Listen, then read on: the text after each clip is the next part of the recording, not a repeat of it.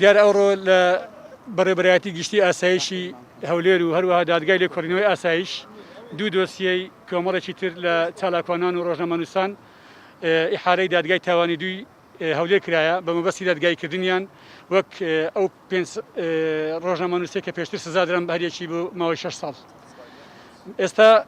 دەمێت بە هەموو لایەک ڕابگەینم کە ئەوانە دیسان هەرێکە و شێوازێک لە بە شێوەیەک کار و میهنەیان دیاری کردینە یەک بە ناوی کرێکارێک بە ناوی کاسب بەڵام گشتیان چالاکوان و ڕۆژنامەنووسن. بۆیە ئێستا لە ئێستادا دۆسیەکانیان لە بەردەم ئەندامانی دەستی ئەندامانی دادگای تاوانی دووە دراسە دەکەن دواتر دۆسیەکە دەگەڕێتەوە خامە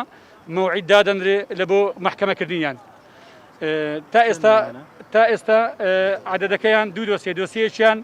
5 کەسن دۆسیەکەی تریان 4 کەسن بە هەمان یاسای ژمارە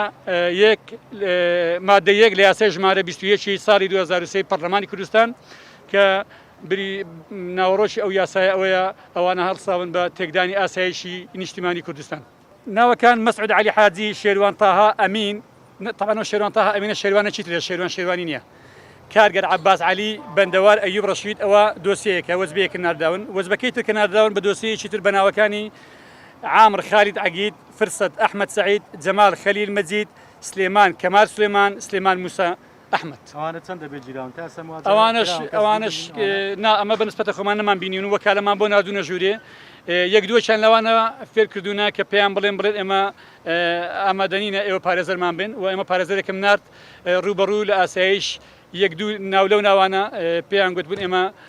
پارێزەرمان نایوایان فێر کردبوون ترساندبیانیان کە گوتبیان ئێمە پارێزەرمان ناوێ بەشەکەی تریان وەکالەمان لە ژوورەیە تا ئێستا وەکالەکانمان وەرنەگرتوێتەوە لەسەر ڕای ئەوەی کە بەڕێز حاکمی ئاسایش قەراری دایە کە پەنجەمۆریان وەربگیرێتون و وەکالەکەمان ڕادەست بکرێت. وەکالەکان تا ئێستا لای ئەوانە هەر ڕۆژە بە بیانیۆک دەچین وەکالەکانمان نادەنەوە دەست. بەنسبەت تەمیزی پێنجەکەی تر ئەمە یەک دوو جایت کەش باسمان کردیە تا ئەمە بەڕاستی زۆر بەهیوا بووینە لە بینینیان زۆر هەوڵمان دەبیان بینین بەڵام دیارە لە بەڕێوەبەراتی ئاسایشی گشتی هەرجارە بە بیانیۆک ڕێگریمان لێ دەکەن نایەڵن بیان بینین و دۆسیەکەشیان لە دادگای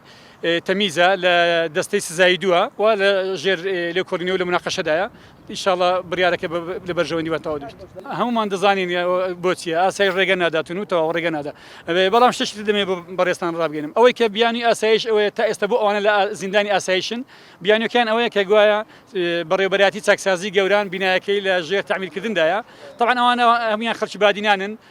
وەکو ماف حەقی خۆیان ئەوانە ڕەوانەی چاکسازی گەورانی دهۆک بکرێن لەبەرەوەی کەسوکاریان لەوێ نزیکن دەتوانن وەکو خەڵکی تری ئاسایی خەڵکەیە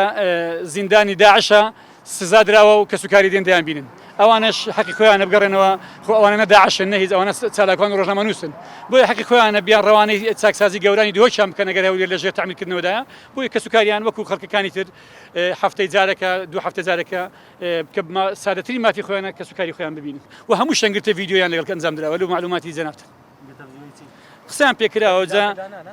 گرتە ڤیدیۆکە تا ئێستا نازانین چیە بەڵام هەمویان گرتە ڤیدیۆیان لەگەڵ کراوە هەروەک ئەوەی پێشووی بینیتان لە گرتە ڤیدیۆکانی پێشووتر پێ سزا دراوەی جوڵەی دەمیان شتێک بوو دەنگەکە دەنگێکی تر بوو